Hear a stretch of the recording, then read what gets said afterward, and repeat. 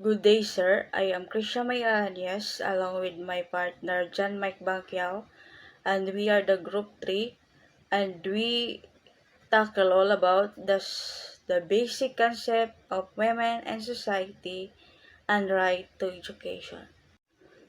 Basic concept of women and society is a great deal of debating goes on concerning the role of women in society. How is it that in today's world, where everyone preaches about the value of equality, women still do not occupy the same social, economical, or political position as men do?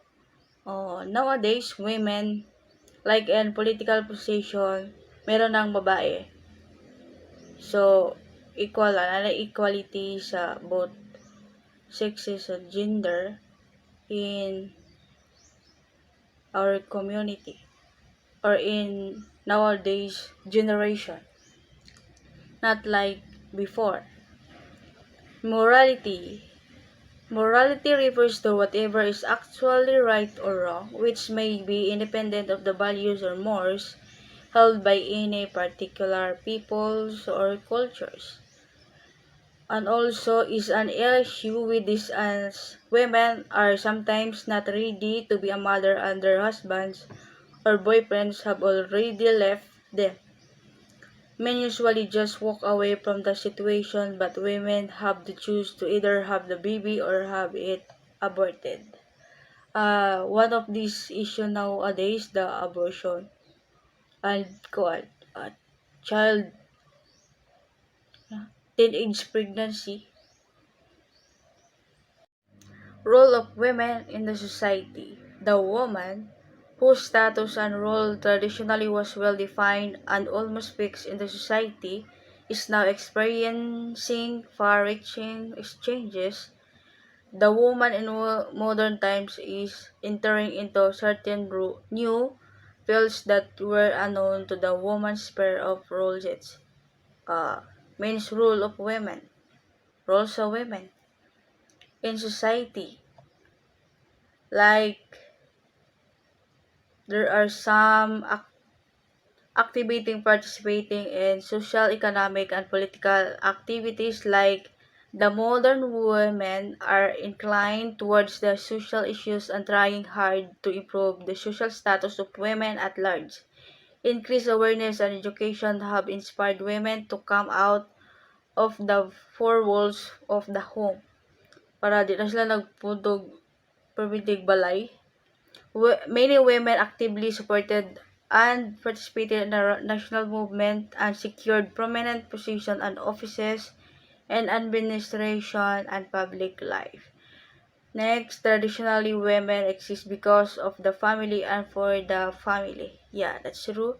Just like their man counterpart, women are also fond of attending social function and value for social life quite a lot.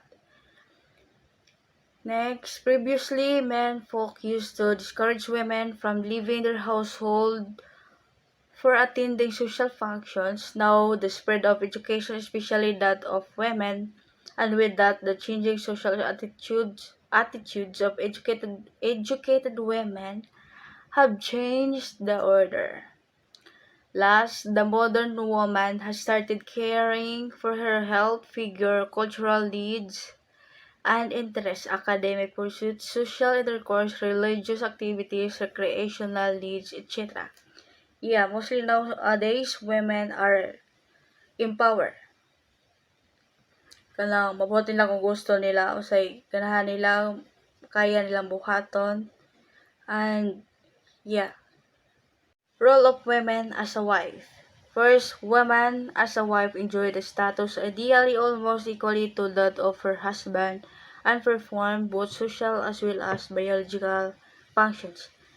Second, even today, the girls are still brought up on models portraying selflessness, self-denial, and sacrifice. Third, the desire for mutual affection and love is beginning to offer in their conception of their relationship with their husbands. Lastly, the husband-wife relationship has become more egalitarian in character and much more companionable. More freedom of choice in marriage is thus an accompaniment to the change in the form of the family. Yes, mas mayo og ah, magkasinabot ang husband o wife so that their family become more have peaceful and yeah, and good life, and to have a good life, not headache and more pain during their relationship. Role of women in politics. First, education of women has not only helped them to become aware of the political problems, but they are gradually becoming active participants in political life. Second, some are enrolling themselves as members of political parties, attending parties, meetings, conventions, and carrying out political programs.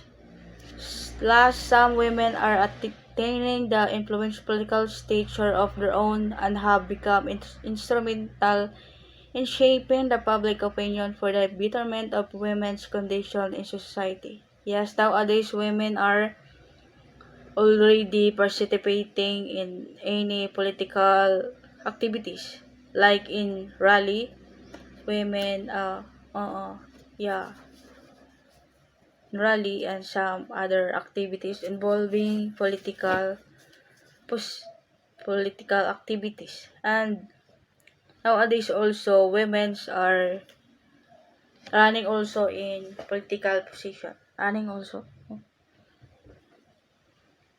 Role of women in socio-economic activities. First, the woman in modern times is entering into certain new fields that were unknown to the woman's sphere of role sets. These are the woman's participation in economic, political, and social life. Second, the modern woman keenly desires to enter into a work career because of the pressing economic needs of the family. Lastly, in middle-class families, much emphasis given to the maintenance of high standard of living to fulfill the economic requirements of the family and to achieve the higher standard of living. The woman participates in economic activities.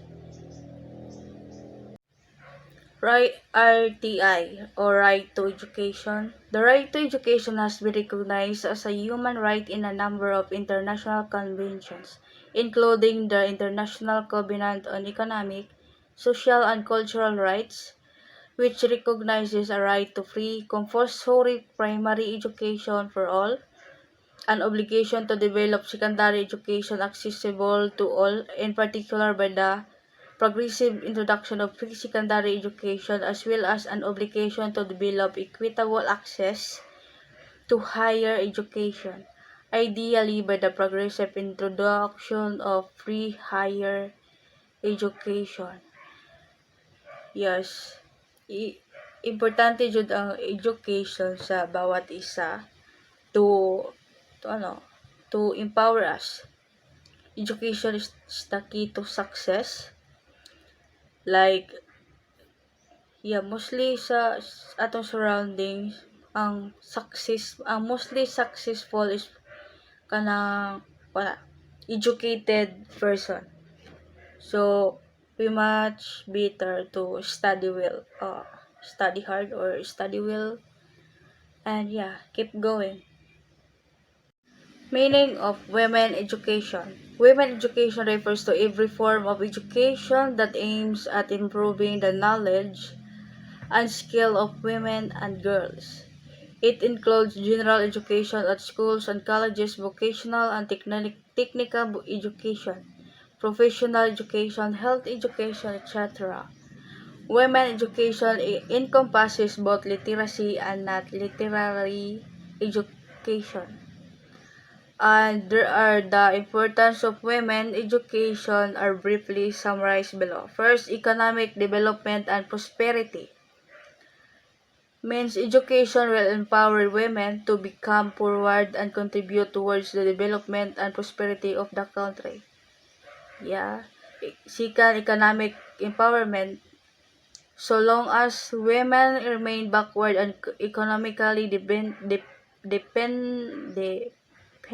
on men, the helpless condition of them cannot be changed. Economic empowerment and independence will only come through proper education and employment of women. Yeah, so much better if we study well so that dili ta magdepende sa mga lalaki. So, women in power. Third, improve life. Education helps a woman to live a good life. Yeah, that's true. Education is power.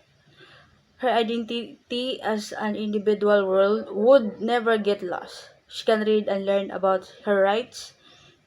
Yeah. Nadyo'y advantage of education sa women. Fourth, improve health. Educated girls and women are aware of the importance of health and hygiene. Through health education, they are empowered to lead a healthy lifestyle.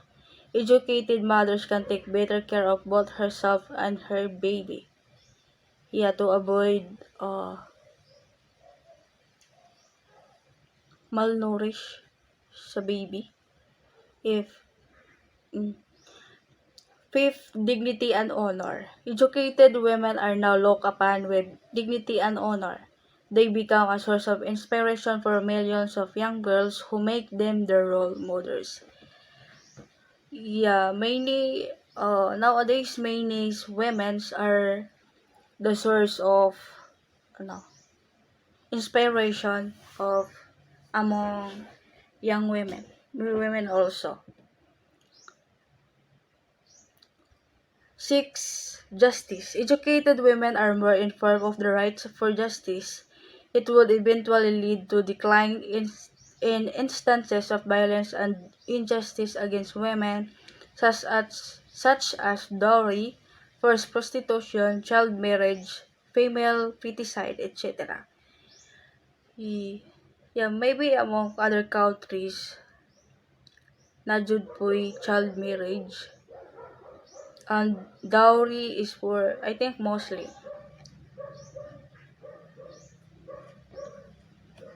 7. Choice to choose a profession of her choice. Educated women can prove that be highly successful in the fields of life. A girl child should get equal opportunity for education so that she can plan to become a successful doctors, engineers, nurses, air hostesses, cook, or choose a profession of her choice. So, much better dyan nga mag-choose ka sa imo yung choice of kay ikaw ram po yung ikaw rin dusa sa imong choice nga dili nimo ay sa choice ka dili ikaw nagbuot sakit sa imong dughan. Last, alleviate poverty. Women education is a prerequisite to alleviate poverty. Women need to take equal burden of the massive task of eliminating poverty. This would demand massive contribution from educated women. There cannot be much social and economic changes unless girls and women are given the rights for education. So, dako jud kay effect ang education sa women. Importance of girls and women education. Gender equality is education extreme. Girls are less likely to access school, to remain in school, or to achieve in education. Education helps men and women claim their rights and realize their potential in the economy, political, and social arena. Things will further explain the necessity of girls and women education. First, education is a right. Second, culture change. Third, better health and awareness. Fourth, poverty reduction. Culture change. Culture and tradition values stand between girls and her prospects for education. Community is a small or large social unit who have something or common such as norm, religion, values, or identity. Better health. Basic education provides girls and women with an understanding of basic health, nutrition, and family planning, giving those choice and the power of decide over their own lives and bodies. Poverty reduction. Educating girls and women is an important step in overcoming poverty. Inequality and poverty are not inevitable.